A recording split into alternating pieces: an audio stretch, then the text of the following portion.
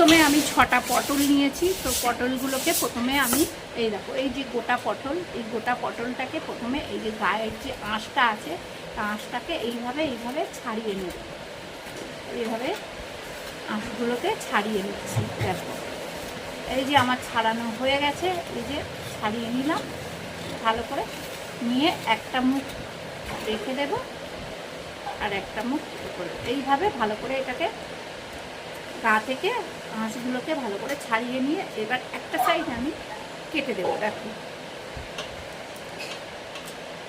এই মুখটা আমি কেটে দিলাম, মুখটাকে কেটে দিলাম। মুখটা কেটে দিয়ে এই যে ভেতর থেকে আস্তে আস্তে যা আছে এগুলোকে আমি বার করে নেব। ভালো করে আমি ভেতরে যে এগুলো দানাগুলো মাংসগুলো যেগুলো আছে এগুলোকে আমি মোটামুটি বার করে নিচ্ছি। দেখো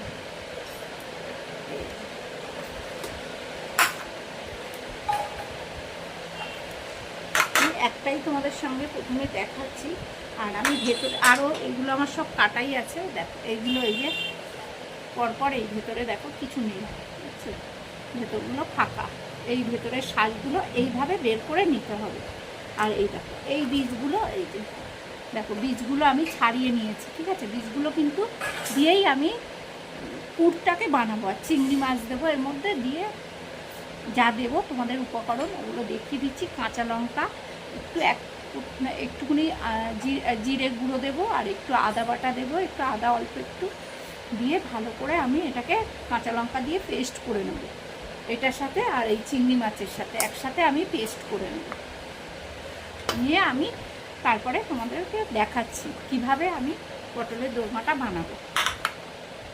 তো দেখো আমার এই যে সব রেডি হয়ে গেছে। এগুলোকে ধুয়ে প্রথমে ভেজে নেব, সেটাও তোমাদেরকে দেখাচ্ছি এক এক করে।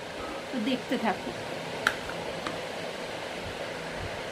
বন্ধুরা। এইবারে আমি এটা পেস্ট করব, তো তার জন্য আমি মিক্সি জারে দিয়ে দিচ্ছি।